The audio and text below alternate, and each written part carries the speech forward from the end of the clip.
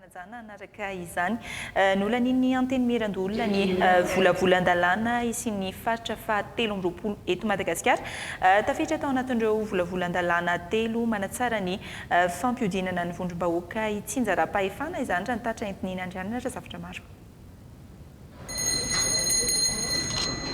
Ny volavolan-dalàna momba ny taridalana sy torolalana ho amin'ny famolavolanan'ny politika pirenena mahakasika ny décentralisation émergente, ny volavolan-dalàna fanatsarana ny rafitry ny commune sy ny volavolan-dalàna momba ny fanatsarana ny fidiram-bolan'ny commune lany teto anivon'ny anteny mirandoolona ireo volavolan-dalàna telo ireo.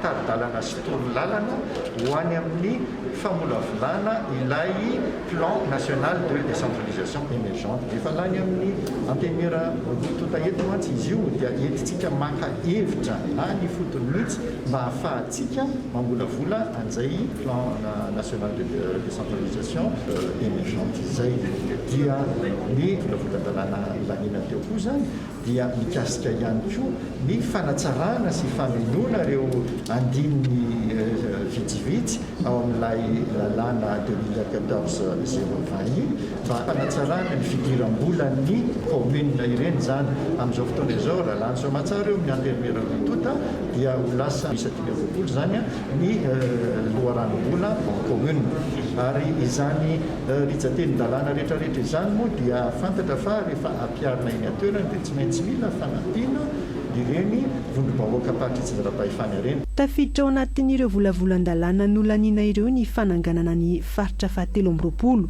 Efa nandraindray ny vahoaka maro tany amin'ny mananjara izy io dia veritra fa fanatanterahana an'izany sy ireo fanatsarana ny momban'ny fitsinjaram-pahefana ireo lalàna anankitoro samihafa dia efa afahantsika sahady zany miroso amin'ny fitsinjaram-pahefana tena izy ary izay moa dia tena takin'ny vahoaka sy ireo vahoaka maro any amin'ny faritra sy ireo vondrom-bahoaka paritra fitsinjaram-pahefana.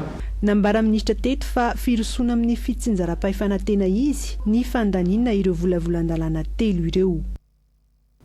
Tapitra ny fotoana ny asan'ny masivon'ny États-Unis teto Madagasikara nanao velomany Prime-ministra lehiben'ny gouvernement izy maro ny asany raha ny gouvernemanta malagasy sy ny amerikana izay no tanterana tamin'ny piralahiana nanampy ny fitondrana nentina ny atrehana ny valinaretina Covid-19 États-Unis nandray anjara tamin'ny famahana ny olana kere tany atsimo-nosy ihany koa ankoatr'izay nandraisan'ny États-Unis anjara ireo asa fampandrosoana teto Madagasikara. Eo amin'izay fiara-miasantsika amin'izareo any ivelany izay hatrany ndraisin'ny ministry ny asa-panjakana ary ny lalàna sosialy Ramatoa Ranampi Gisèle io tolakandro io ny ambassador ny Suisse Andriamatoa Sarot Jasper ankoatra ny mahafitsidiana ara-pombam-panajana azy noresahana tao anatin'izany ny fifanaraha-piara-miasa amin'ny ady amin'ny fampiasana ny zaza tsy ampy-taona ny fifanaovan-tsony mikasika ny lalàn'ny asa natao tany Genève ny mahakasika ny antotanisa sy ny mahazava-dehibe izany ka nanasan'ity ambassador ity ny ministra natrika ny fikonan-doha mikasika izay antotanisa izay etsy amin'ny lapan'ny tanàna Analakely Rahampitso fantatra fa hanomboka eto ny fiara-miasa eo ministera sy ny ambassador ny Chine. Iresaka fampianarana indray aloha isika nahitam-boka ny fandoavana ny vatsim-pianaran'ny mpianatra eny amin'ny université manerana ny Madagasikara vatsim-pianarana mandritra ny 6 volana aloha ary omena karama ireo mpandraharaha amin'ny université araka ny fitakian'izy ireo Fitsoa Andriamaservelo. Ny arahana namaha ny vahaolan'ny université eto Madagasikara ny vatsim-pianaran'ny mpianatra tsy voaloha ary ny karama ny mpandraharaha noraisina ny fepetra taorian'ny fikonan-doha teo amin'ny Prime Ministre sy ny ministera toe-karena sy teti-bola ary ny ministera ny fampianarana ambony sy ny fikarohana ara-tsiansa. Aroso ny fandoavana ny vatsim-pianarana ho an'ny volana fahadimy izay misy amin'ireo université nefa nandray izany misy kosa nefa tonga ny atoerana ary mikarakara ny fizarana zany ary dia napila vatsim-pianarana ho an'ny volana fahaenina sy fahafito izany vatsim-pianarana izany. Izany hoe vatsim-pianarana volana fahadimy, fahaenina ary fahafito no horaisin'ireo mpianatra sy hositrahan'ireo mpianatra rehetra ho an'ny université manerana ny Madagasikara ho alohan'izao fetim-pirenena izao. Ho an'ireo kosa retardataire na nisy réclamation no ny antony maro samihafa dia hisitraka ny fampitaovana sy ny vatsim-pianarana izay tsy mbola niraisiny mihitsy izy nanomboka ohatra ny volana voalohany ka hatrany izany volana fahafito izany. Tsy maintsy hisitrahan'ny mpianatra feno ny vatsim-pianarany izany hoe 9 volana mandritry ny taom-pianarana 9 volana izay hifarana amin'ny volana Jolay. Ho aloha mialohan'ny faran'ny volana Jona ihany koa ny karaman'ireo mpandraharaha eny amin'ny université. Miroso amin'ny fandoavana hatrany an'izany karama izany ny fitondram-panjakana. Izany rehetra izany dia ho tanterahana mialohan'ny fety pirenena mba hahafahan'ireo mpiasa izay efa niandry fatratra n'izany karama izany hatrinela hanao fety ampilamilana sy ho fitsinjovana ihany koa ny maha-olombelona. Misy amin'ireo université no efa mamarana ny taom-pianarany ankehitriny. Ao kosa ireo mbola mamita izany. Faran'ny volana Jolay no famaranana tanteraka ny taom-pianarana. Isan-tarantsika ny tapany faharoa amin'ny fampahalalam-baovao ny mahakasika ny rano miroso amin'ny famahana ny olan-drano eto Madagasikara. Ny ministeran'ny rano fanadiovana ary fidiovana sy ny autorité nationale de l'eau et de l'assainissement nampafantatra ireo paikady ampiasany tamin'ny mpanao gazety ny tale général'ny Roton tamin'ny tatrany vaovao Aurélia Rafitringa eo amin'sany Rodriguez Zafimaly. Betsaka ny tahirin-drano eto Madagasikara raha oharina amin'ny filana amin'ny ankapobeny. Saingy raha jerena isam-paritra dia misy ny manana betsaka fa misy koa ny tena tsy ampy toy ny any amin'ny faritra atsimo.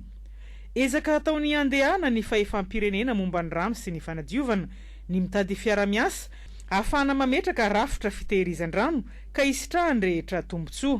Izay paikady izay mitarika ny amin'ny fametrahana ny fotodrafitrasa maro izay ahafahana mitahiry sy mitazona arak'izay azo atao mitahirin-drano betsaka indrindra sy manaparitaka azy any amin'ireo faritra izay sahira lahara-drano zany raha tsy teny amin'ny faritra ny atsimo sy. Ho an'Antananarivo manokana tsy ampy ny rano trandrahin'ny JIRAMA sy ireo hafa mpitantana rano. Vahaolana entin'ny ministeran'ny rano ny fiara-miasa amin'ireo mpisehatra rehetra sy ireo ministera voasokajy eo ao anatin'izany. Ankoatra ny famatsian-drano tamin'ny alalan'ny camion citerne nandritra ny amehana teto Antananarivo dia efa mametraka fotodrafitrasa ahafahan'ireo mipetraka amin'ny toerana avo misitraka rano koa ny ministera efa eo andalam-pahavitana ny sasany amin'izao fotoana izao. Fametrahana reny station de traitement mobile conteneurisé filazazy izay manana débit produire eo amin'ny 100 mètres cubes par heure. Fametrahana ny identification fournier ny forage na ny lavadrano lalina amin'ireny toerana nanana problème na rano indrindra fa eny fototany ny commune misa 970 nisan'izy ireo. Tsy mbola fantatra mazava ny tahirin-drano ao ambany sy ambonin'ny tany eto Antananarivo ka isy noho izany ny fanadihadiana iarahana amin'ny Banque Mondiale. Io no ahafantarana ny zavatra mety hitranga raha-pitso sy antoka ny fandraisana fanapahan-kevitra mahakasika ny fametrahana fotodrafitrasa fitahirizan-drano vaovao. Tsitosa somatsara ny fianamben'ny tanora manerana ny nosy hanoloran'izy ireo hevitra natsarana ny fahasalaman'ny fananana. Natolotra ny ministeran'ny fahasalamana androany ny sosikevitra rehetra tanjona ny fampandraisana anjara ny tanora hisitraka ny fandrindrana ara-pianakaviana eo amin'ny sehatra misy azy tsirairay. Totsy fanomezana eo amin'izany Firarjona. Araka ny fanadihadiana nototosain'ny mix dia ny 500 ny vehivavy eo anelanelan'ny 20 hatramin'ny 420 taona no efa niteraka alohan'ny 520 taonany ary 430 amin'ny salan-taona voalazo ihany no niteraka alohan'ny 20 taonany. Isan'ny olana mbola sedrain'ny tanora ankehitriny ny fampiarana ny fomba nentim-paharazana mbola nampiasain'ny ray aman-dreniny. Ny olana anankiray tena misongadina dia eo amin'ilay kolotsaina sy ilay fomba amam-panao.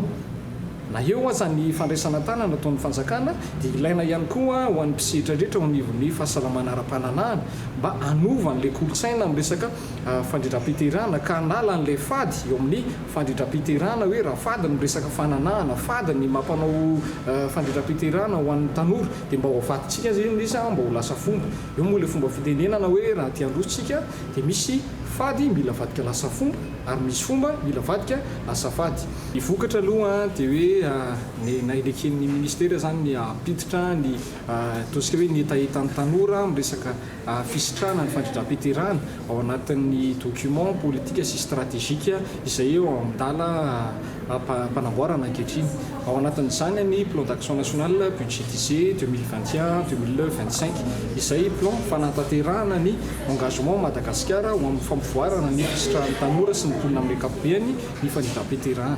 Tanjona ho amin'ny fampandrosoana lovainja fahatelo ny famisitrahana fisahan'asa ho an'ny rehetra ary fikarakarana ny fahasalamana ara-pananahana ao anatin'izany ny fanabeazanaizana ao anatin'ny paikady sy ny drafitra sa-pirenena. Ho an'ny Betroka indray aloha isika anisany mampanjaka ny tsy fandriam-pahalemana ny amin'iny distrika iny ny kolotsaina mahazatra ny mponina sy ny tsy fampin'ny foto-drafitrasa mila fanentana ihany koa ny mponina amin'ny famerana ny zaza ateraka mampita ny vaovao ho any an-toerana Ambintsoa Andriamasiarivelo. Tsy nampiana nisan'ny mpitsabo tonga nanatona tobim-pahasalamana fototra Anabinda Betroka ny fiombon'ny valanaretina COVID-19. Fa le marara zany matahotry satria zay zany mety hoe fa marara tegna sao dia mbo hahazo arety amin'agny koa fa le misafo zany izy dia nisy fiagnany firy. Amboaran'ny mponina aty Betroka fa tsy ny COVID-19 ny tena namonoolona maro fa ny aretina tazomoka. Raha ny amin'ny zava-misy tamin'ny voalohandohan'ny volana Jona nandalovanay teto amin'ny CSB2 Anambinda dia feno marary ny efitrano fampiterana sy fitazomana marary. Tsy ampy ny farafara fa milandana amin'ny simenitra. Raha ny amin'ny fomban-drazana mahakasika ny fanambadiana vao 4-15 taona ny zazavavy dia efa miroso amin'ny fanambadiana. Mialefy izany noho ny ezaka ataon'ny mpitsabo miaraka amin'ny mpanentana ara-pahasalamana. Tobim-pahasalamana sakaizan'ny tanora raha teo no iantsonany eto. Efa fahazarana zany agnaty fa tsy mikontrôly anaka rehefa bebe fa misy nono zany dia fa zay ataony zany dia fa tsy problème amignaty. Ary gn'andreo zany vao kelikely dia fa lasa fa manambady fa manatompo zany fa nomboky nisian'le mpanentana ara-pahasalamana mikasika ny tanora moa zany dia fa manomboky fa mifafatsy kelikely zay fomba mampanao sy le fahazarany ratsy zay. Eo anafiny fandriam-pahalemana manambana ny mosary noho ny tsy fampiny ranonorana 3 taona misesy. Mitarika amin'ny tsy fandriam-pahalemana izany manampitrotraka ny kolotsain'ny faritra. Vahaolana ny fananganana foto-drafitrasa ho ny solombavambahoaka. Ka mino anaka ianao fa hoe motive fa naolana amin'ny tampana sinany anao zany ka hoe vakina ny lalana kora sy Betroka dia mitenenao zany za fa megno automatika ny asan-dahalo asina lakilasy any asina foto-drafitrasa any zay zany no isorako filompenana foana hoe midaty forona izy mahalala ny zavatra zay satria tena tavela aoriana foana zany district Betroka zany satria malaza loatra zany hoe asan-dahalo misy mpamonolo ka zay zany no avadiko satria sako mitenenao fa hatra ny tondrako nomboka tamin'ny 2010 zany izy anao dia misy fiovany tsikelikely zany district Betroka zany fa district Betroka lia fandrosoana.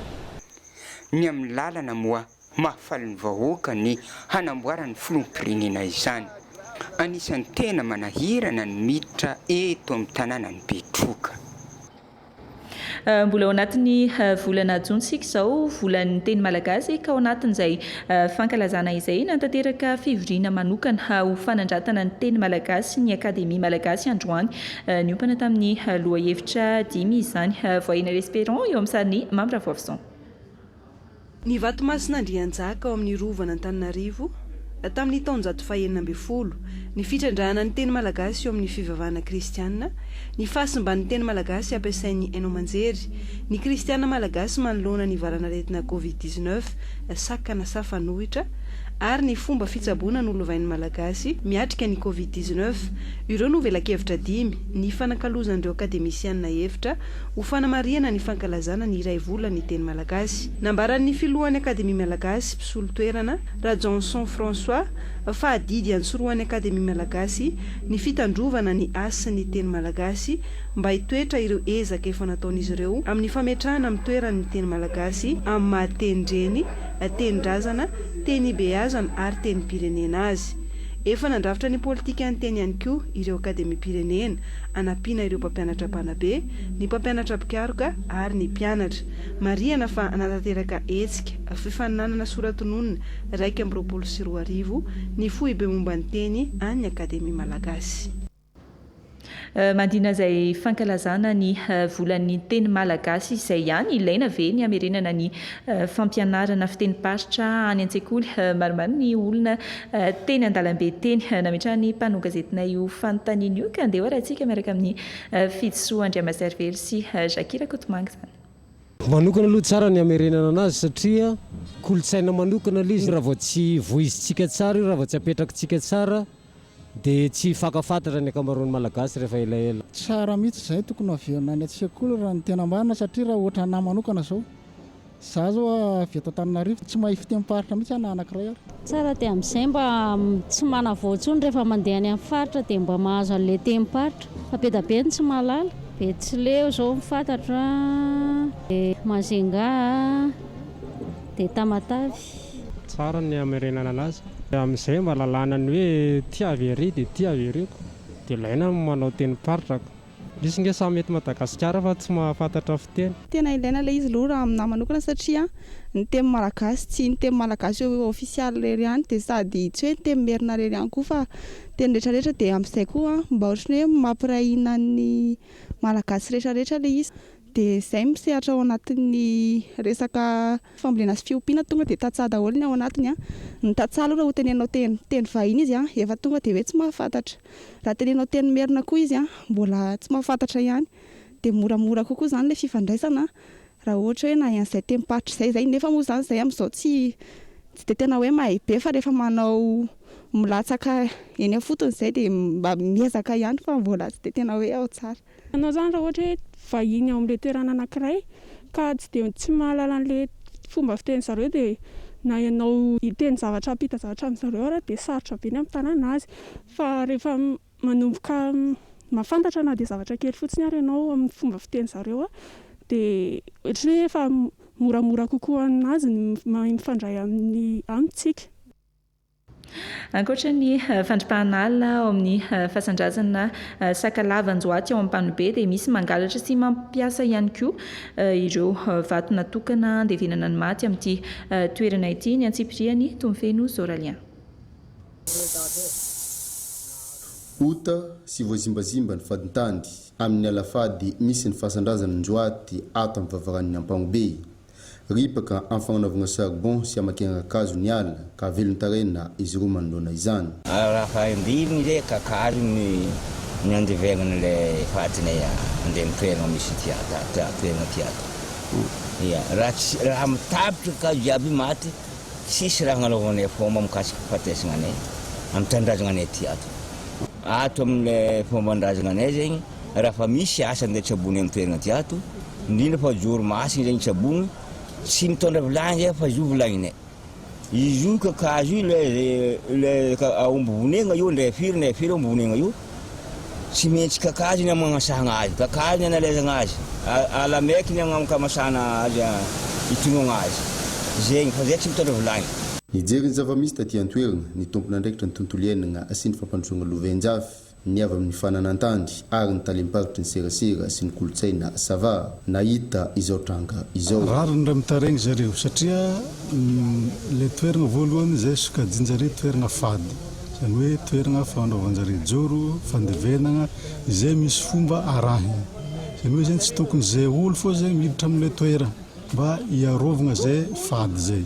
ke le fidiran'olo amin'le toerana iny zany manimbazimba izay fady zay amin'le toerana zany ary hita fa misy maro ny tena fidiran'olo sy fanimbaziban'le olona zay fady zay amin'ny fanimbagna le zavatra ao anatiny miala ny fanaovana planche ny fanaovana charbon magnodidina le fasana izay mitahiry zay fomba ny sakalavanjoaty zay agnisan'ny fady amin'ity fahasandrazana ity ny vary izany hoe tsy azo dirany vary anefa amin'izao misy ny olona monina sy mamboly vary ato agnatin'ny tany fady ary efa misy mamaritra ihany koa ny fasana ho fanagnan'olo tokana somary iverenantsika ny resaka fampianarana miomana amin'ny fiatrehana ireo fanadina-mpanjakana CEPE sy BEPC ny farim-piadidim-pampianarana Antananarivo Atsimondrano tafiditra ao anatin'izany ny fanaovana fanadinana andrana nojerena ihany koa ireo fitaovana sy efitrano andray ireo mpanao fanadinana ny Antsipiriany Keita Revila. Efa vita hatramin'ny 5.50 isanjato ny fandaharam-pianarana ireo mpianatra hanala fanadinana CEPE sy ny BEPC ato anatin'ny fiarim-piadidim-pampianarana Antananarivo Atsimondrano. Manatanteraka fanadinana andrana izy ireo amin'izao fotoana izao hijerena ireo lesoka tamin'ny fiaton'ny fianarana noho ny fiboana. Dia ny CEPE zany zay fa vita tamin'ny herinandro teo ny fanadinana exercice blanc dia nahitana vokatra teo amin'ny 3.20 isanjato teo. Dia hita moa zany ny lesika sy ny tokony horenina amin'iny dia ezaka indray zany no CEPE blanc fandrony amin'ny herinandrom-bola mba ahafahana manatsara an'ilay atao hoe lesika tamin'ny mpianatra. Zay ho an'ny CEPE blanc, BEPC blanc moa zany dia tamin'ny herinandro teo nanomboka izay farana rapitso.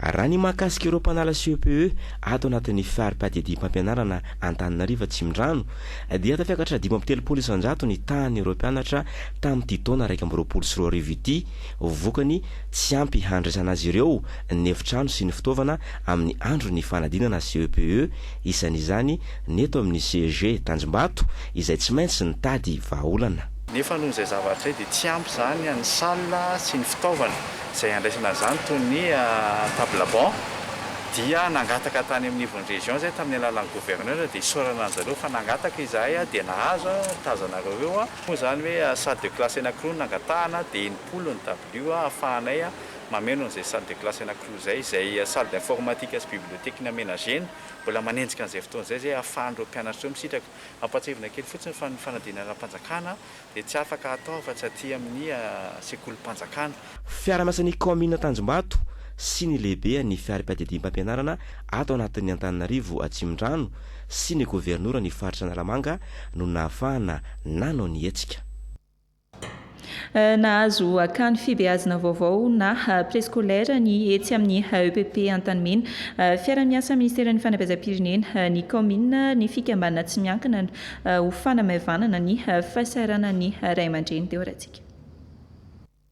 Ankizy 700 no raisina ho beazina eto amin'ity akany ity foto-drafitrasa vaovao hitsinjovana ny hoavin'ny zaza. Manamora ny fidiran'ny ankizy ao amin'ny ambarasekoly ambaratonga fototra zany hoe amin'ny CP1 satria raha efa taona 5 taona izy nefa mizatra makany an-tsekoly manomboka mianatra manoratra miaraka amin'ny ankizy dia tsotra aminazy rehefa feno taona izy dia miditra T2. Efa misy ny fitaizanan-ankizy ho an'ny EPP Antanimena 2 saingy tosika hanampiana ireo ray aman-dreny sahirana ity foto-drafitrasa ity. Efa misy zany ilay zaza miditra manao préscolaire. Eto amin'ny EPP Antanimena 2 manokana dia hatramin'ny siny hoe 0 ariary tsy nandray sarany mihitsy ny EPP Antanimena 2. Nisy ny hoe mifampiresaka amina ray aman-dreny kanefa moa ianao koa tsy afaka manery satria noho ny fahasairana no ny amianara-pahasalamana fantatra ny fahasairana ny ray aman-dreny dia izay no antony tsy misy miana fa misy indray kosa hoe tsara sitrapo izy hoe ty talefa atao ahoana ny hoanana mpampianatra moa koa ny fanjakana koa efa mijery manokana andreo mpampianatra izao. EPP 5 no samy nahazo ny anjarany anisan'izany ny EPP Ambody Fotsy Ampita Tafika. Ty fisian'ny préscolaire eny amin'ny EPP ty zany manao mizana mampiakatra mizana amin'ireo vahoaka sahirana mba afaka miditra amina toerana tsy andoavam-bola nefa manana endrika tsara dia tsara mitovy amin'ireo préscolaire andoavam-bola ihany koa. Tondra vokatsoa eo amin'ny fanabeazana ny ankizy sy manampy ny ray aman-dreny hifantoka amin'ny asa fiariana ny fisian'ny foto-drafitrasa toy izao.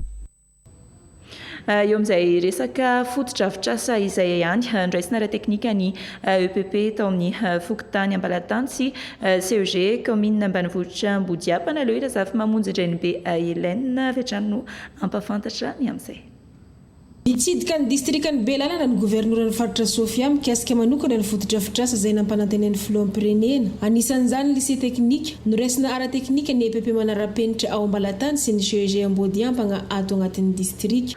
Natao zany ny fandraisana ara teknika anio sekoly io. Zavatra tsapa zany vita araka ny tokony ho izy reo sekoly reo zay no nandraisana azy.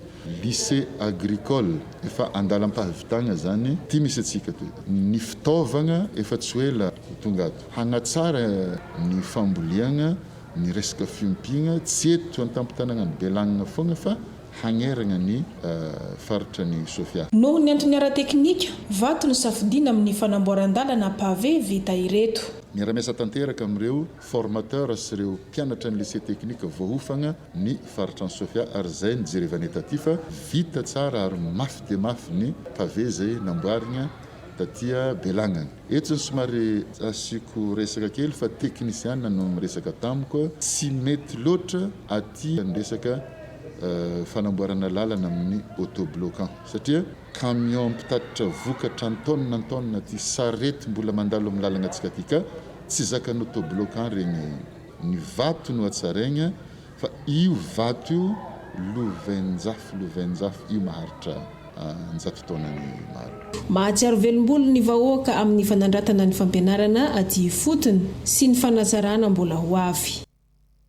Ho an'ny Côte d'Ivoire indray aloha isika manomboka androany ny fampihavana pirenena any an-toerana afaka nody an-tanindrazana ny filoha teo aloha Laurent Gbagbo folo taona tsy aoriana nandray azy akafaliana ny vahoaka sy ny filoha amperinasy maresaka avy any ivelany fitiany Élysée Romuald eo amin'ny sariny France 24. En 1990, l'opposant se présente à l'élection présidentielle. Tamtaona sy folo sy sivinjatsy fano nanomboka nandray anjara tamina fifidianana filoham-pirenena i Laurent Gbagbo tsy lany saingy nanomboka nanana ny toerany tamin'ny tontolo politika ivoiriana. Tamin'io taona io ihany dia voafidy solombavambahoaka ny tenany folo taona teoriana izany hoe tamin'ny 1 oktobra taona 2000 lany filoham-pirenena i Laurent Gbagbo ambany dia ambany nefa ny tahampandraisana anjara ny mpifidy tamin'izao fotoana izany. Nanamarika ny fotoam-pitondrany ny fisiana crise politika sy teo amin'ny tafika ary nampizara roa ny firenena satria nanjakan'ny pomba ny Alassane Ouattara ny tapana avaratry Côte d'Ivoire izay sy nitaky ny hialany teo amin'ny toerany. Tamin'ny taona 2020 dia ny fanandrana tamina fifidianana izy ireo lahy ireto raha ny voka-pifidianana nankatoaviny fikambanana iraisam-pirenena aloha dia resy Laurent Gbagbo nanambara ny fahalaniny kosa ny fitsarana momba ny lalam-panorenana ivoiriana izay tarihan'ny olona akaiky azy. Nafapana nanomboka teo fa ny fifandonana 3,000 mahery ny fitambaran'ny olona maty ary nampangainy ny mpanohitra ho nikotrika ireo hetsika niteraka faty olona reo fa i Laurent Gbagbo. Ny 1 avril 2020 nosambory ny pomba ny Alassane Ouattara nampia ny tafika avy amin'ny ONU sy tafika frantsay sy Laurent Gbagbo ary nafindra tany ilay tamin'ny volana novambra 2020 izy zany sy no filoham-panjakana voalohany nampiakarina tamin'ny fitsarana ady heloka iraisam-pirenena no tsaraina tamin'ny antsina hoe heloka atao maolona na crime contre l'humanité ary voatazona 7 taona. Ny 13 martsa 2020 dia navoatsy ny fitsarana noho ny tsy fampiana profo ary manomboka eto zany dia miverina amin'ny laoniny ny fikatroana politika ataon'ny Laurent Gbagbo sy ny pomba azy. Zay ihany koa no mamarina ny maresaka tamin'ity hariva ity isaoriny ianao nanaraka izany ankasitrana ihany koa ianao tsy nisaraka tamin'ny televiziona malagasy veloma tompoko.